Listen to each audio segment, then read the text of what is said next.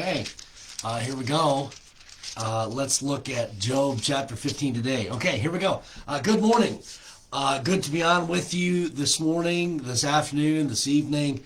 It is December the 20th. It's a Tuesday.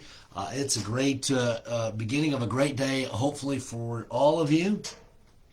And we're just one day closer to Christmas. I want to encourage you, those of you who are on, to be sure and share as we get started so that others can jump on live here over the next couple minutes and be a part of everything live. So please share our power up if you can so that others can get up. We're going to be looking at Job chapter 15. And over the last several chapters, we've noted that Job has, he's been the one that's been speaking, defending himself a little bit and speaking to God and his character. And then Job also speaking to his character. Remember, we looked at really a kind of a description of life, how it is short, how it is full of trouble, and really our life is characterized by our life is characterized by our response to trial, to testing in our life. And Job speaks to that just a little bit in the previous chapter. Well, we get to chapter 15 now. And in Job chapter 15, it's Job's friends that speak out again. It's Eliphaz who begins to kind of give his rebuttal speech to what Job has already said. And so we're going to look at that this morning, just a little bit, and I don't think we're going to get the whole chapter in. That's 35 verses. There's some unique stuff that is said here in chapter number 15. So we'll go ahead and get started with it. Okay, now verse number 1, it says, "Then answered Eliphaz the Temanite and said," okay, so this is the rebuttal. This is Eliphaz's answer to Job's accusations against his friends here. So let's take a look at it. It says, "Should a wise man utter vain knowledge and fill his belly with the east wind?" Not Job, but Eliphaz really calling out Job, says, Job, come on. Job, if you are really innocent and you claim to be this wise individual that's living according to God's will and all of that, should a wise man utter vain knowledge? Would a wise man answer these accusations that we have made that with vain knowledge, vain understanding? Would he give such responses, such empty responses? And Eliphaz is calling out Job, and fill his belly with the east wind. And Eliphaz here calling out Job and saying that Job is guilty of the sin of pride. He says, Job, man, what you're saying doesn't make any sense. It's empty. It's vain. And man, you're just a prideful individual, he says here. You're filled with yourself. You're consumed with self. Now, it's interesting that Eliphaz and these other friends of Job here that we'll get reacquainted with as we continue to walk through the book of Job, and they're great at pointing out Job's issues. And when Job goes to defend himself or explain himself, oh, you're prideful. Man, it's just incredible. Let's continue verse number 3. Should he reason, this wise man, should he reason with unprofitable talk, excuse me, or with speeches wherewith he can do no good? He's saying here, Job, you can't defend yourself. Your body of work speaks for itself. Job, I mean, come on, look at what you're going through. God judges people and brings judgment upon people, and that's what you're receiving from the Lord. So Job, just stop trying to defend yourself. Just admit that you're wrong. You're filled with pride. You don't know what you're talking about, Job, is what's being said here. Verse number 4. Yea, thou castest off fear and restrainest prayer before God. For thy mouth uttereth thine iniquity, and thou choosest the tongue of the crafty. He says, Job, you don't fear the Lord. Job, you haven't gone to him in prayer. He says, restrainest prayer before God, he says here. And he said, man, you're not even communicating with the Lord. Verse number 5, once again, thy mouth uttereth thine iniquity. Okay, and man, you're glossing over what is wrong. You're not admitting you're wrong.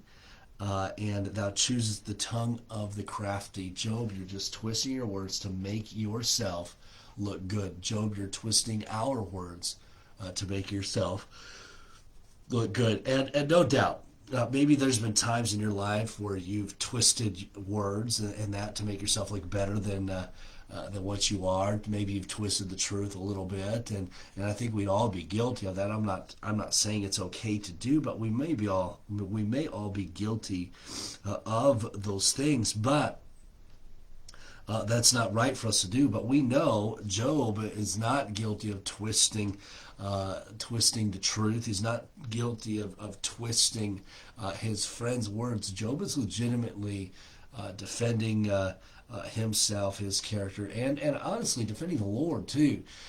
Job's friends seem to want to speak for the Lord and what the Lord is doing by saying that Job is guilty of a sin that he has not committed. Verse over 6, thine own mouth condemneth thee, and not I. Yea, thine own lips testify against thee. Eliphaz, Job, you know what? Your own mouth is condemning you. See, you're prideful. And look how self-righteous he is. I'm not condemning you. It isn't interesting. Have you ever heard that been in a conversation where I'm not judging you, but I'm not condemning you, but you know what? You're doing an okay job, but you could be doing better. And we use that conjunction, that word "but," and say, and we kind of use it as an excuse to kind of tear people down and rip people up a little bit. You know what? You're doing this, but, and that's what Eliphaz is doing here. Thine own mouth condemneth thee, and not I. You know, you're the one that's guilty. It's not me. And we see how self-righteous he is. Verse number 7, art thou the first man that was born? Or wast thou made before the hills? Hast thou heard the secret of God, and dost thou restrain wisdom to thyself? What knowest thou that we know not? What understandest thou which is not in us? Okay, so we have these questions here, and it's interesting. You look at verse number 9. He says, "What knowest thou and that we don't know?" Job, do you know something we don't know? And the answer is yes. All of these individuals know God. They all seem to know God. They speak to knowing God. They speak to the character of God. But you know what? What Job's friends don't know? Let me tell you what they do know. They do know that Job has lost everything. They do know that Job's family has died. They know that Job's wife has said, curse God and die. They know and can see that Job's body, his health is failing him. Okay? They know all of that. Now, what else do we know? We know that, as the Bible says, man sees the outward appearance, but God sees the heart. And we know that as well. And that is so important. You know, what do Job's friends know? They know what they can see. And they know what they've been taught about the Lord, what they've experienced about the Lord, and they've stated that. But here they give the question, what knowest thou that we know not? They don't know Job's heart. They know Job's character. Back in Job chapter number 1, we read about that character, and that's probably a tremendous reason as to why they were friends in the first place, because of Job's character, because of what Job showed to everybody. But you know what? They don't know Job's heart. What understandest thou which is not in us. And so I want to kind of give you this word of caution as we go about our day, as we fellowship with others, as we connect with others, is know this: we don't know people's hearts. We oftentimes we don't know people's motivations behind things, and so there is an element of faith that is used when we interact with people, and trust, because all we know is what we see on the outside. And so that's why I've kind of challenged us. I think even last Sunday challenged us a little bit about our relationship with the Lord, and how it begins with our heart and then shines forth in that which we say, that which we do, that which people can see, because man looks on the outward. Now, you've probably heard the saying, you don't know my heart.